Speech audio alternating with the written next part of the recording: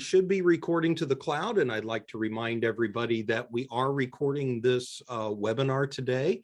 I'd like to take a moment to introduce myself. My name is Matt Jacobson. I am the online learning coordinator for the Learning Technology Center of Illinois, and we are joined today by John Fiske and Dr. Lance Ford, who will be talking with us just a little bit about Zoom Classroom, which I'm personally kind of excited for.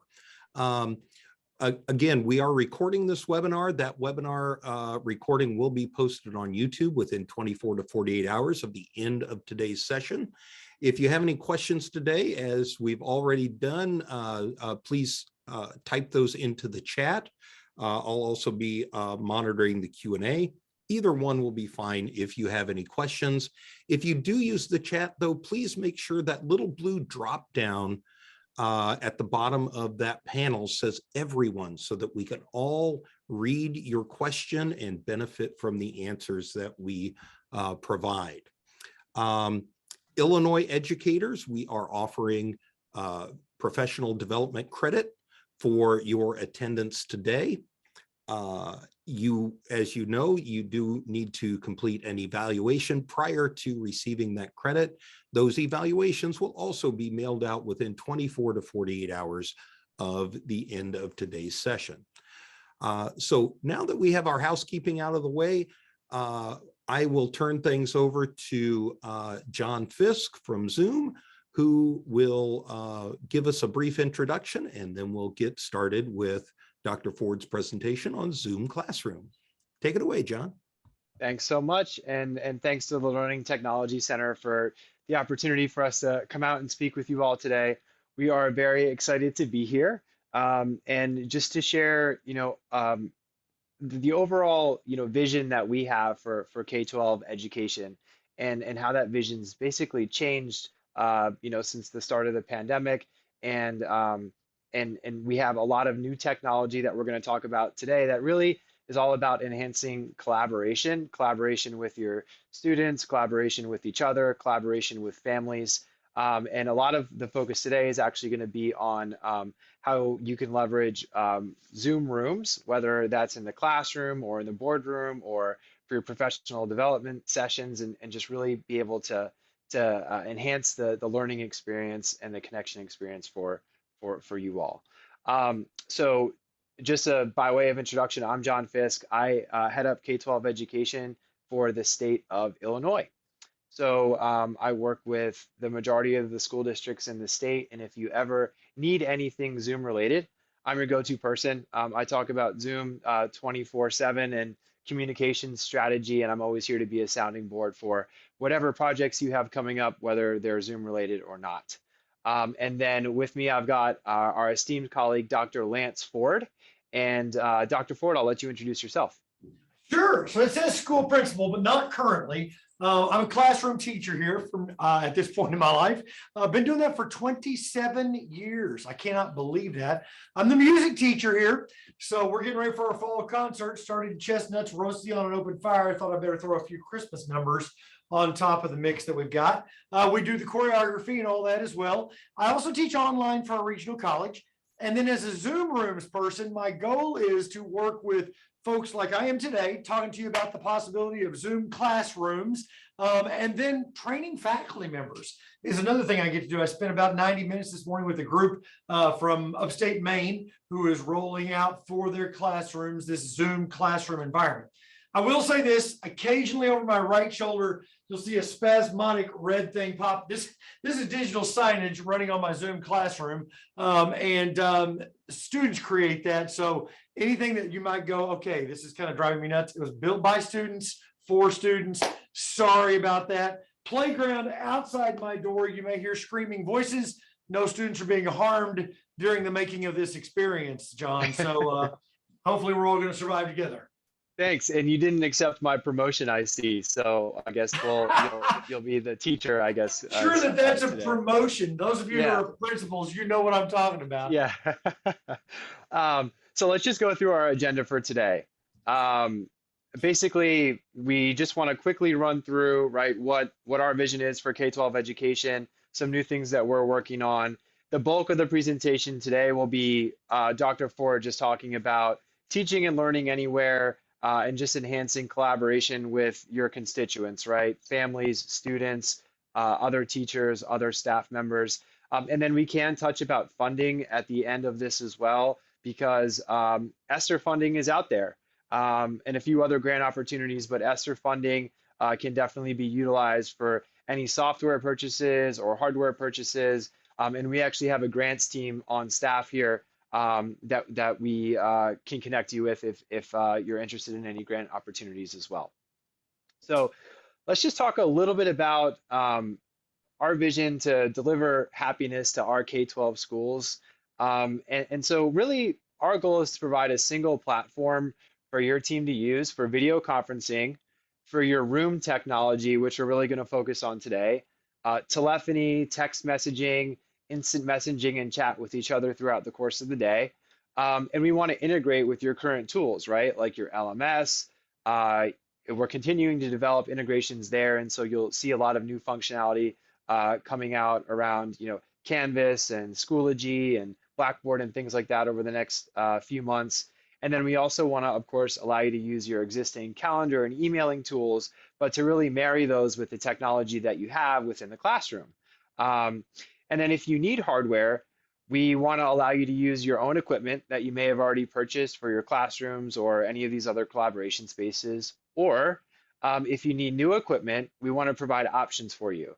New equipment that's out there has gained leaps and bounds over the last 2 years. You can do 10 times more in a room than you used to be able to do for like 1/10 of the cost.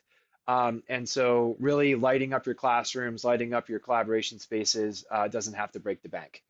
I would say one of our other goals here is just to enable learning anywhere and to connect you face-to-face with your students and families. So I know we've got some folks from special education on the line. We know that you all meet with students and parents face-to-face very frequently, and we just want to enhance that experience for you. We want to make sure that you can also be flexible. So of course, if you're in school, great. If you're at home, that's okay. If you've got students that are in either place or teachers that are in separate schools, that everyone can kind of work together and feel like they're all there talking with each other in the same room.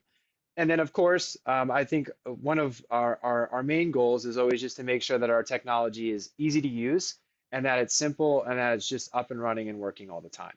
So when we look at this wheel here, on the top right-hand side, we've got our video conferencing meetings, our instant messaging and chat.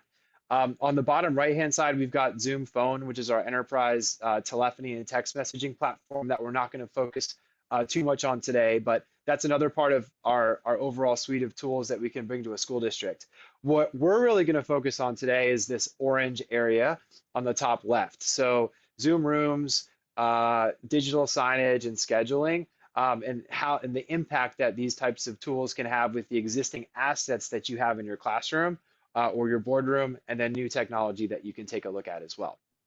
So before I kick it over to Dr. Ford, just wanted to talk a little bit about some of the spaces that we're gonna focus on today and some of the use cases here. So we're really going to talk about how the technology can enhance collaboration in any space and open up a new world of opportunities for school districts.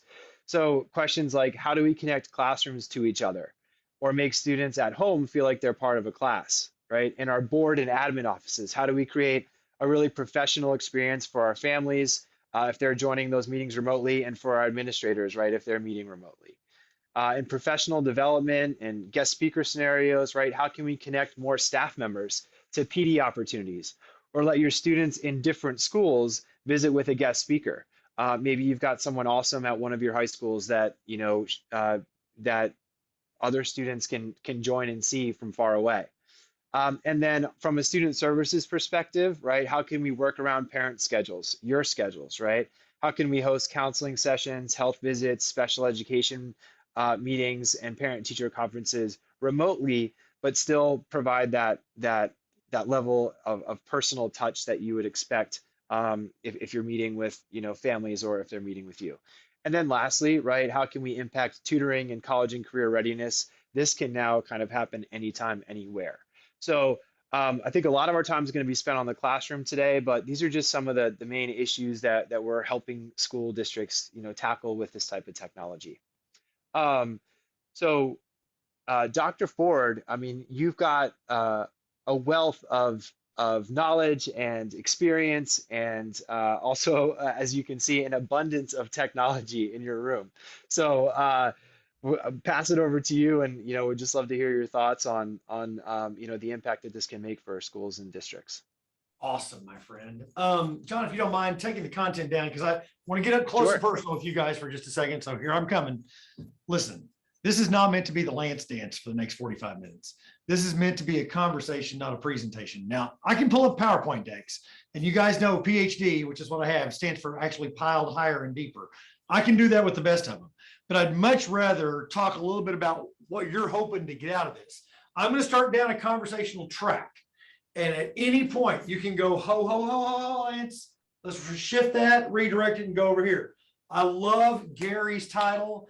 Gary, for my next position, I want to be the facilitator of innovation. That just sounds like the coolest gig ever. Not that the other gigs don't sound good, right? But just that is what I love doing, is helping faculty members look at how they reach their learners today. How can technology come alongside them, not redefine who they are, but help augment that in such a way that it doesn't matter where the learners are. And I'll take it a step further. One of the things that John alluded to in that opening thing was, I got teachers who have been in quarantine or who have had COVID for as long as a month. They have students physically here on campus that they are delivering content to from their hacienda. How does that even work? Because it's not just students here, it's also students who are remote, and they're remote, and all of those sorts of things. So I would love to have any of these conversations to prove that point, that there are no questions off limits. I'm 5'9.5" tall. I weigh 208 pounds. I'm 52 years old. I've got a bald spot the size of a silver dollar. We're going to look at it here in a second from that camera on the back of my head. Okay. I've been married to the same amazing woman for 28 years of my life. She hadn't put me down yet. However, I know all my faults because of that. So, you're not going to hit me with anything that's going to offend me. Having taught in the classroom for 27 of those 28 years, you're just fire away and we will go. So the first thing that you probably came in and said was Zoom classroom. What the heck is that? And what's the difference between Zoom meetings on my laptop attached to my projector in my classroom and Zoom room or Zoom classroom? Is there a differentiation between those two? There absolutely is. Two biggies. I'm not going to dive into all of them, but two biggies. Number one, Zoom classroom is associated with your physical space, not necessarily just you as an end user. Why is that important? It's because of number two, which means Zoom classroom is useful when it's not in a Zoom meeting. Okay. It's not just a piece of hardware or software that we run when we're in a Zoom meeting. It's how I reach my learners when we're physically in the room together. Now, Zoom Classroom takes on many formats and flavors. And beyond the time that we have together, if you want to go deep into that, some other time, you, me, John, whoever, we can get together, we can dive deep. But suffice to say, it's a piece of software you can download and run on a Mac or a Windows device that you already have. Hook your own camera up, hook your own hook your own screen, external screen, or microphone up. That's up to you.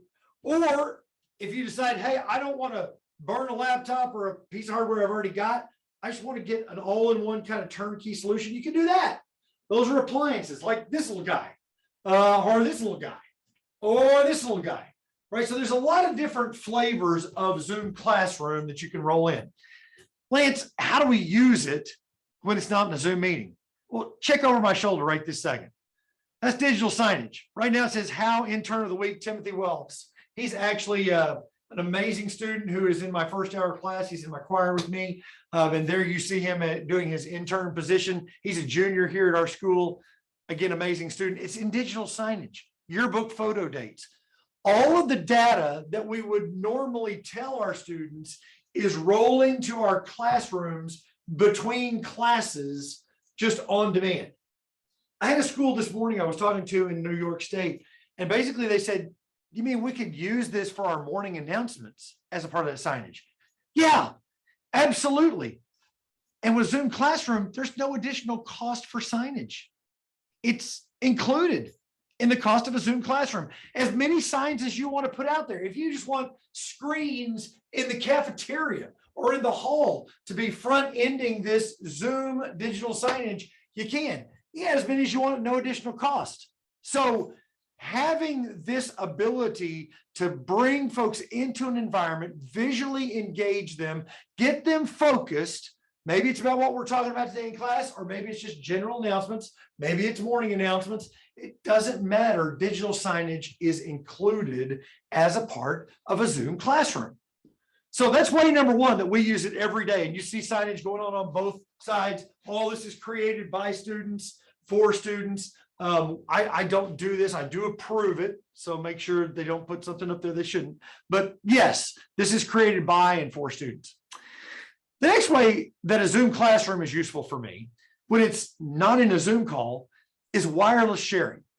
Now, I know there's as many ways to wirelessly share content in the classroom as Solomon had wives. I got that. Some of you guys got Apple TV, some of you got Roku Fire Stick, some of you got smart TVs.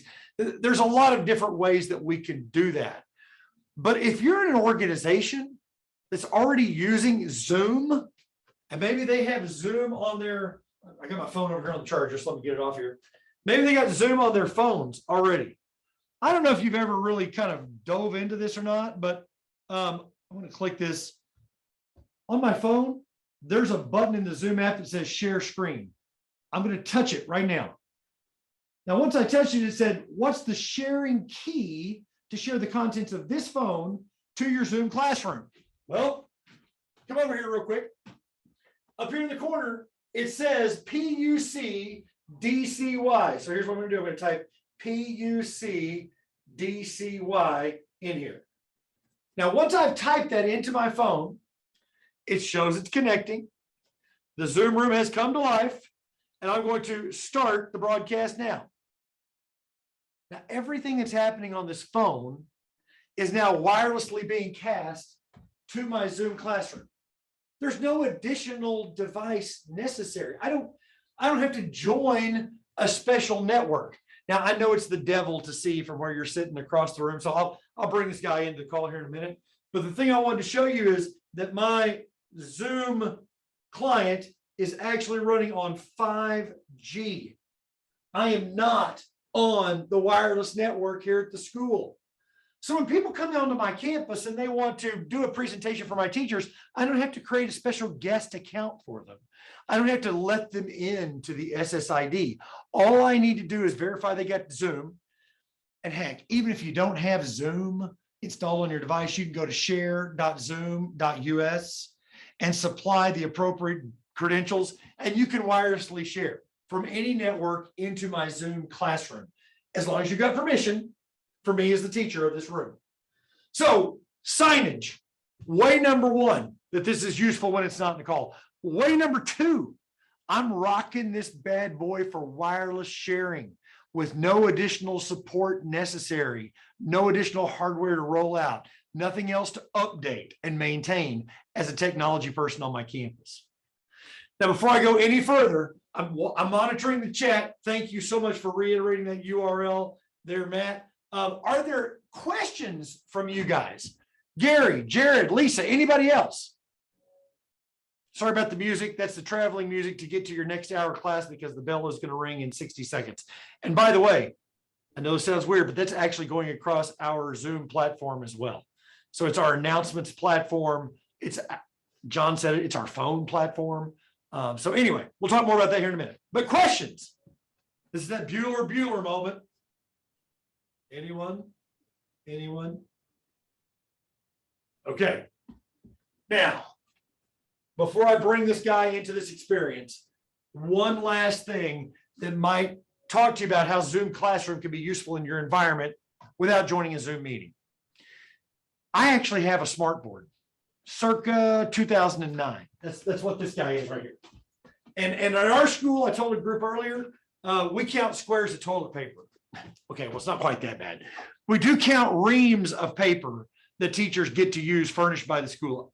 our budgets are tight. Okay. So when we have a piece of hardware that we procured almost 12 years ago now, and it's still working, we're going to use it until it no longer works. That's a smart board. This is a Promethean board, circa 2013. Both of them have the Zoom classroom appliance attached to them with the USB-A to USB-B port. Why, Lance? Because when I walk in a room, one thing I do every day, students don't love it, but it is one thing I do every day, is make sure they're engaged by giving them some notes. So I'm using the whiteboard function on the Zoom classroom to bring these notes to the students. And for those of you who are math teachers, you're saying, well, you know, Lance, my son's a math teacher. I got 1, 2, 3, 4, okay, infinite numbers of whiteboards. And if anybody in this call had a chance to watch any part of the Zoomtopia, you saw Zoom talking about their new infinite canvas whiteboard, pinch, Zoom, sticky notes. I'm beta testing that right now. This is not it. I can't show it to you, but I'd love to show it to you at some point. Drag and drop content, annotate on content, group content, have it available tonight to continue to annotate between classes, all that sort of stuff, right? But in this world, I've given notes in large group direct instruction. It's now time for students to break into small groups. I just hit the little paper airplane. I'm going to hit next. Every student in my classroom has an email address. All their names would be populated here. I'm going to drop this into me real quick so you can see it. So now we've done direct instruction. It's time for some small group application around content. So I've emailed them the notes from the first part of class. So you're like, all right, Lance, just prove that to me. Okay, well, I can prove it to you. Hang on one second. Get into my email, go to the school email, boom. There's the notes that I just gave. There's page 2, there's page 3, all sitting in my email. Truly, you guys, this is meant to get the technology out of the way and let me teach like I teach. Now, we haven't even talked about getting into a Zoom meeting yet. And the reason we did that is because, God, I hope, I'm just looking at the sky, hoping that more and more I get students here physically on campus with me and less remote. If you've never had to teach a choir class from your living room and have all the kids sing together at 15 different locations, including 12 or 15 in a room here at the school, you haven't lived. Okay, I'm just telling you. So every morning when I'm teaching, I never know who's going to be there at 7:55. I had 2 go into quarantine today. So they're joining now from Zoom room.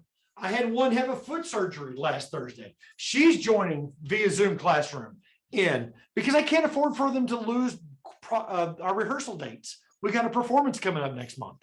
So I'm trying to keep everyone on the same page. Zoom classroom lets me do that whether we're in the room or remotely joining. Questions from anybody? Gary, Jared, Lisa, I want to make sure I'm dealing with your issues and not mine.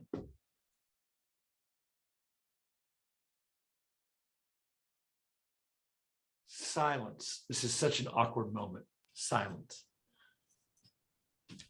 So I have a question for you, Dr. Come on, Ford. buddy. When you've set this up, and I know you've got a bunch of different technology in there, Yeah. does it refresh then this old technology? So you said that's from 2009. Was it like paperweight before this, or, you know, how does that work? Because I know a lot of So schools that's are using things like projectors or legacy smart boards and things, and I do feel like this, you know, helps kind of bring those into the next decade. But just wondering what your thoughts are. Gotcha. And I'm going to answer that. Gary, thank you for that feedback. I see it. Just wanted you to know. Thank you. So we have a rock what you got mentality. And what I mean by that is we've worked with faculty members, and faculty members have worked diligently to take various technologies and tools and incorporate them into their instructional processes to engage their learners. The last thing that we want to do is come in and say, hey, thanks for your time on that. Out with that, in with the new. That's not how faculty members teach. You guys have been in the classroom. You know that we scaffold learning. We got a complete scope and sequence from K to 12. In first grade, they learn this. Week 1 of first grade, they learn this. Week 6 of 12th grade, they learn that. And it's all built sequentially.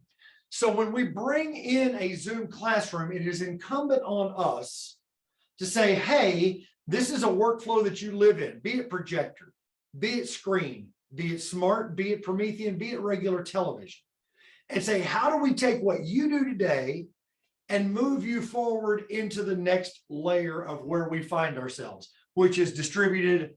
I'm going to call it high flex because it has to, I'm totally flexible here in where my students are. So we'll just use that name, high flex learning. Did a single teacher 24 months ago ever give consideration to the fact that they would be just on demand required to do this? Absolutely not. There are ones like me who signed up for it, right? I've been teaching like this for 20 years because I wanted to teach AP music theory, and in a school that only has 750 kids, that class was never going to make. So I was told, if you want to teach that class, you're going to have to teach it here and 3 other sites. Yes, more than happy to do that. So I've been doing that for a long time, but that's not the normal classroom teacher. Now the paradigm has shifted. And while we'd all love to have our students back and we'd all love for them to physically be here, for better or for worse, one thing parents learned through the pandemic is they have options. And so if my school is not willing to provide options for learners, my learners are going to go elsewhere. I'm in a town of 800 people. There are 725 kids that attend school here. That translates to 62% of the students here don't live in this community. Let that sink in for a minute. The dollars from a State Department level follow the backsides. Wherever that backside is enrolled and taking classes, that's where that dollar is going. That state allocation is going. 60% of those backsides don't physically live in this class, in this district. So we are able to grow the things we do because we're offering parents options, and parents appreciate options. And now they've come to expect options. So just a little bit of side note there, John, on how things are going down here. Great question. Any other questions about that? Because I know I pried open a can there of flexible learning and giving parents options, and that may not be where you live currently, but I'm telling you, it is going to continue to evolve. Okay, let's talk a little bit about some of my special needs students without busting any FERPA or HIPAA or anything like that. I don't know if you guys are utilizing Zoom campus-wide or not, but if you are, and if you have any sort of learning management system, this one happens to be Canvas, this one happens to be Moodle, this one happens to be D2L, this one happens to be Schoology, I need to share with you that you can plug directly into your learning management system the Zoom class experience. This would be Biology 101. This is my AP Music Theory class. It meets Monday through Friday at 10 a.m.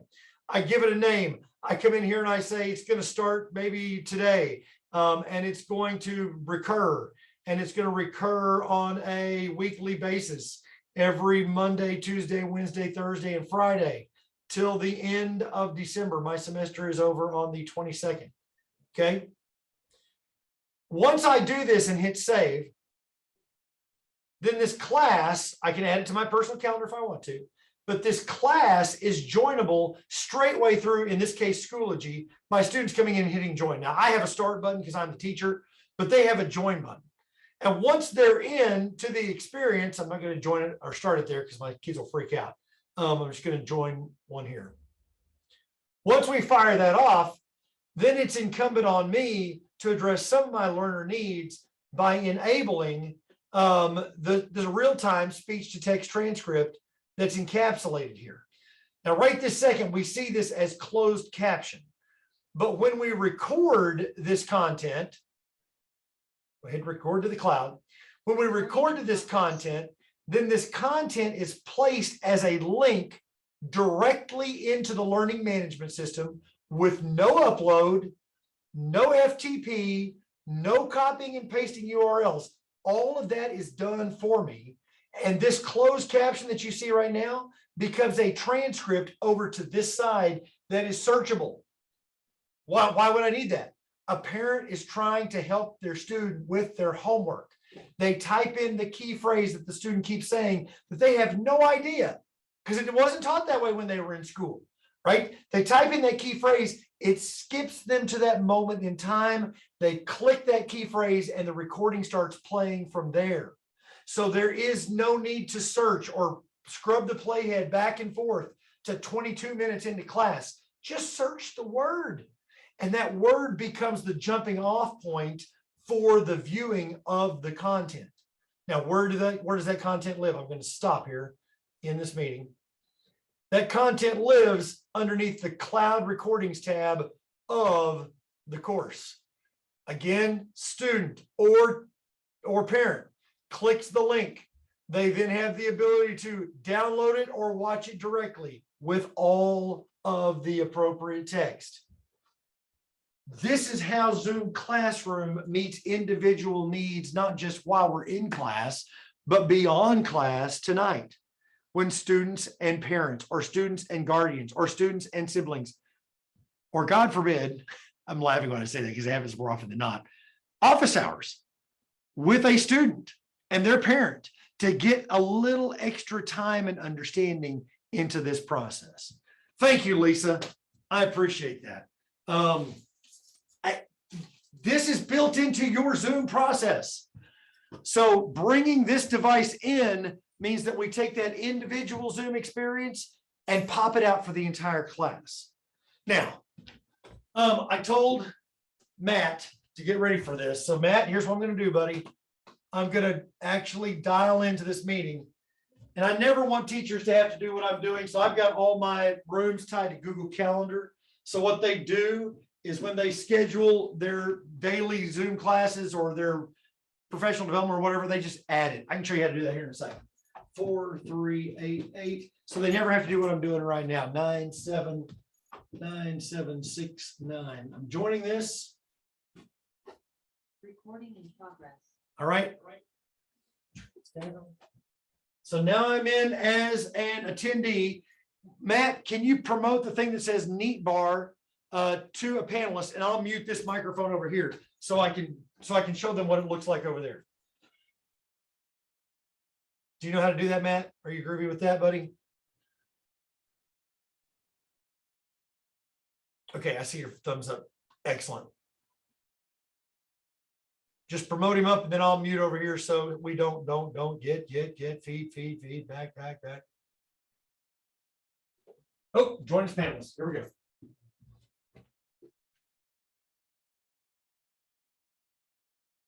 Thank you, Matt.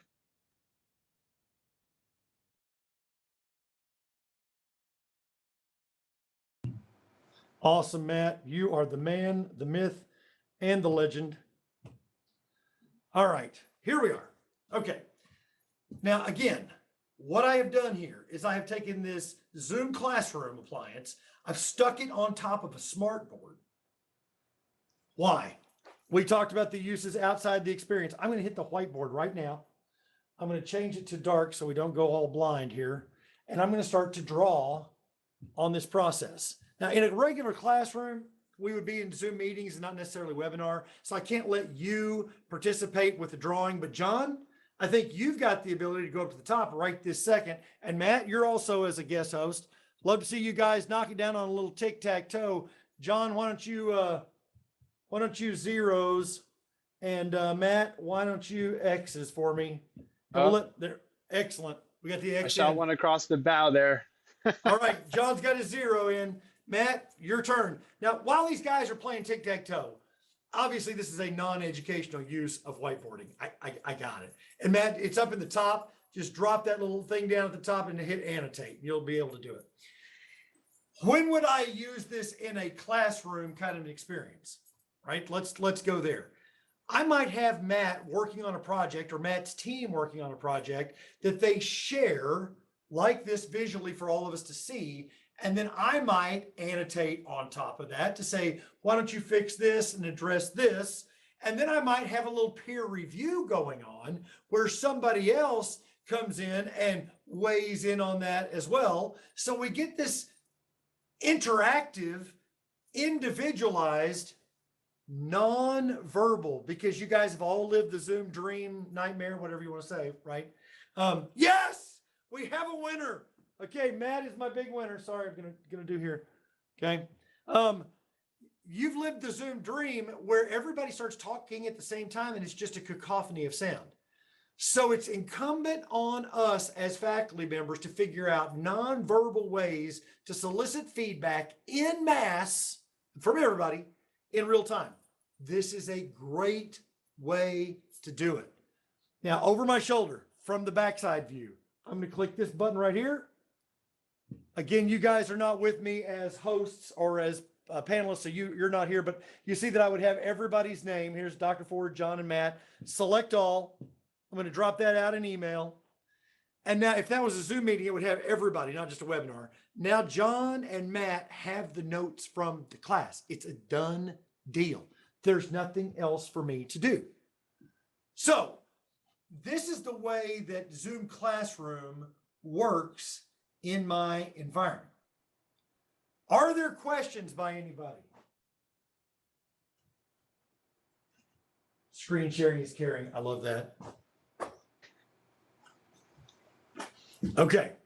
So you guys just jump in here, and John, peel me back, buddy, whenever it comes to this moment of time where people are getting questions. I'm going to hit the share screen button. My screen share key changed because it doesn't want to allow people to just take that information with them and leave the room. Matt, you're going to get to promote one more person, I think. Yep, you're going to get to promote one more person into up, and it's going to be my cell phone. So let me do this one more time. DJPZQT. And one thing that I'll note here is if you have students that are joining remotely while Dr. Ford is in the classroom, what they're seeing when content is being shared is, front and center on their laptop. But then when they see Dr. Ford, the teacher, teaching, they're seeing them in their natural environment. And you can see here that Dr. Ford is able to freely move about the cabin and teach like he normally would because the camera is tracking where he's going. So gone are the days where teachers need to be stuck behind a desk if they do have to teach to more than one audience, students at home and students in the classroom. But this also opens up a lot of interactivity for all sorts of other meetings, whether it's professional development, guest speakers, field trips. It just makes it a lot more of a personal feel when it comes to connecting with the person that's on the far end. And I'm glad you said that, John, because the goal here really is to get the technology out of the way. Yep. And allow you to do what you do, however you do it, which for me is teach. And as a music teacher, it's the devil for me to stand still. So anyway, if you want to see that some other time, we will, because I'm running out of time. I got one more thing I need to show you. This is the door to my music classroom. And I'm coming over here to the door on the other side of the room, which is about 24 feet away from where I was. The air handler return air is here. The air that blows into the room is right there. There's no microphone on me. It's all in that one little shoebox of a device that's sitting on top of my smartboard. And now I'm going to start whispering, because what it does is it has left microphones, and those microphones pinpoint where the voice is coming from, and it turns it up so you guys can still hear me, okay? That's the power of having Zoom Classroom. So nobody in the back is going to be able to say, man, I can't believe Dr. Ford is wearing that shirt for the third day in a row. Right? I can hear that. Yes, I am wearing the shirt for the third day in a row. But anyway, that's a part of the power of the Zoom Classroom coming to bear in your environment. I got a couple of students next door. I'm going to bring them in so you can see how it would work with a couple of students. I don't have a full class, but this will give you an idea. What about when students are talking in the classroom? Great question, Gary. Wow.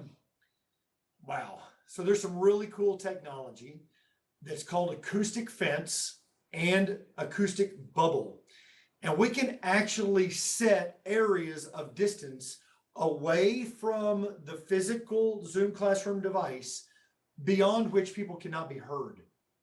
Now, it's like building a invisible acoustic wall inside the room. I had a group yesterday. day before yesterday. Yeah. Asked me, so Dr. Ford, is it possible that we could have large group instruction where everybody can talk freely, and then we do a small group and another small group and another small group with Zoom Room Classroom? Yes. And they could physically sit side by side with no barrier, physical barrier between them, and the audio would be filtered out. I can demo that for you. Here, let me do it just real quick. Let you hear what's going on. Oh, I'm going to mute this. I have to mute this and turn this down so I can do it on the other side. Hang on one second. Be right. While he's setting that up, these devices, again, from a lot of different manufacturers and things, have what's called noise canceling AI. So things like pencils tapping, bags of chips crumbling, papers shuffling will get picked up by the AI, and the AI will minimize those noises, and then it will maximize or level set the voices of the instructor, or if the instructor is having a conversation with the student, that conversation. So you can have the teacher talking with, a student on one side of the room and a student on the other side of the room, and we'll be able to pick up those conversations while still minimizing background noise. Now, when it comes to students whispering in the background, like during a session right in front of the camera, you would probably just have to have the teacher, ask them politely to, hold conversation until the class is over. But there's a lot of technology that's in here to minimize outside noise and ongoing noise within the space. Awesome, John, you're bang on. And so I have, I've set up this acoustic fence. Can you guys hear me okay right this second, John? Yeah. Okay, so I'm going to sing Twinkle, Twinkle, Little Star, and I'm going to walk outside the invisible walls of the acoustic fence. So here we go. Twinkle, twinkle.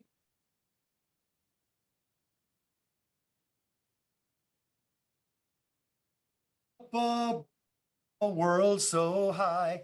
You get the idea, right? So it literally built an invisible wall of sound. So to John's point, there's a lot of AI from everything from extraneous noise and canceling that to building a wall where you can block off where the teacher's standing or where the small group's working or anything like that.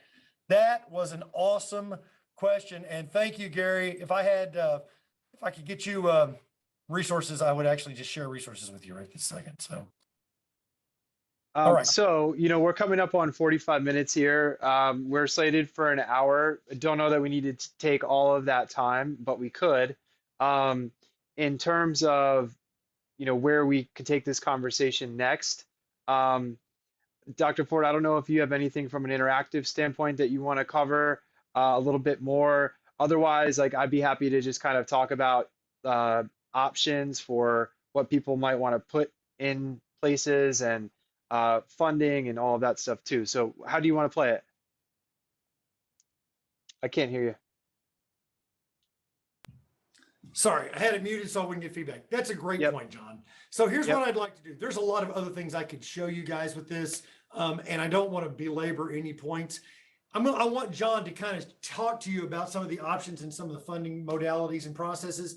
If you want to get with me and John as a follow-up and dive deeper, I'd love to show you how this all gets provisioned, what it looks like to help, especially for you guys with the technology coordinators and stuff, how you manage this, because it's all done in the same portal as your Zoom users, how you tie to your Google domain, making this easier and easier and easier. So, John, we'll pinch that for another day. I'd love for you to take it from here, my friend, and take us home. Yeah, sure. That sounds good. And chime in at any point in time. So for all of you, right, if you're looking at Dr. Ford's office, right, we've got a lot of technology in there.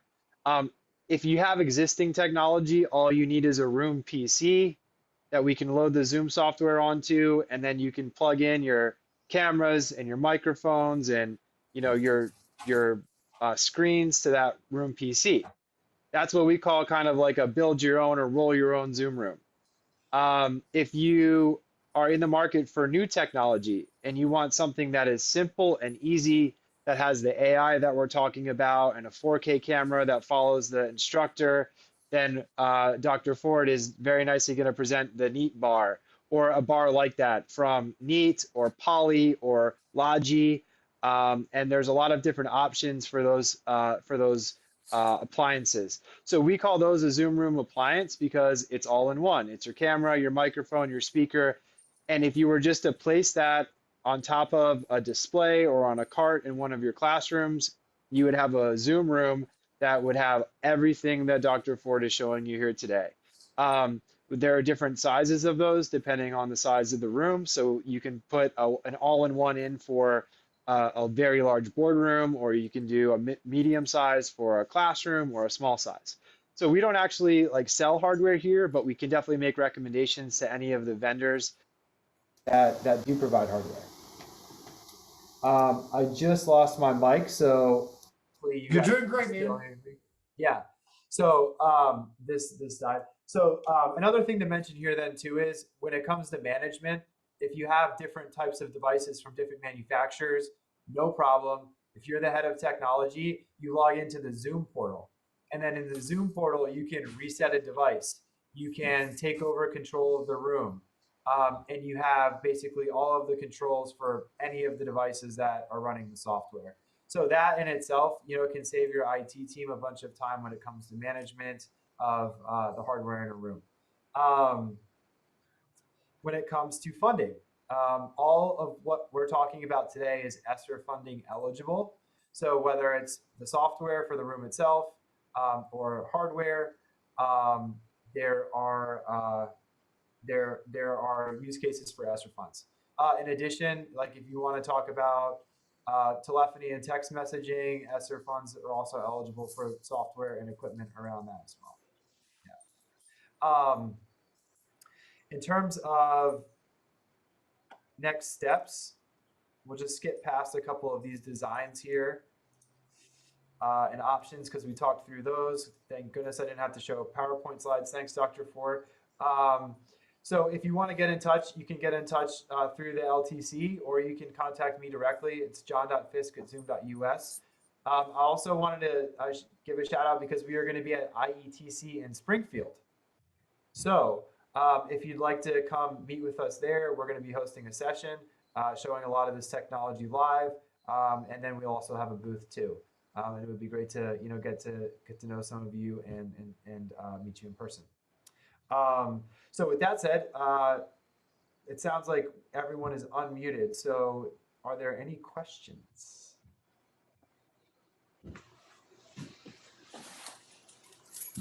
And I'll put my email in the chat here. And Beautiful. I'll put his email in here as well. Thanks, buddy. Cool. I'll erase all my mess up there. Sorry, didn't mean to overwrite your stuff there. No worries at all. No worries at all. Well, this is a record. We finished ahead of schedule, which is great. So everyone gets 7 minutes back from their day. I wanted to give a special shout out to Matt for hosting and manning the controls, and to the LTC for allowing us to come up here and talk with you all. Hope that you learned a little bit about our vision for K-12. And if you're interested in getting in touch, we are here as a resource for you. So thanks a lot. Thank you, Lisa and Gary. You guys have a great day. Stay healthy out there. Take care. Thank you, John. Thank you, Jared. Thank you, Dr. Lance Ford, for sharing a little bit about Zoom rooms with us. I think this has opened a lot of eyes, my own included, on the many ways you can leverage Zoom, not just in the classroom, but across a school or district campus. So thank you all very much for your time today. One last note, this recording will be posted on YouTube within the next 24 to 48 hours, and evaluations will be sent out within that time period too. Thank you all very much for your time today, and I hope you'll join us at IETC at the end of November and later on in November, and hope you'll check us out at ltcillinois.org/events/webinars for more of our upcoming webinar series. Thanks, everyone. Thanks Have so a great much. day. Bye, guys.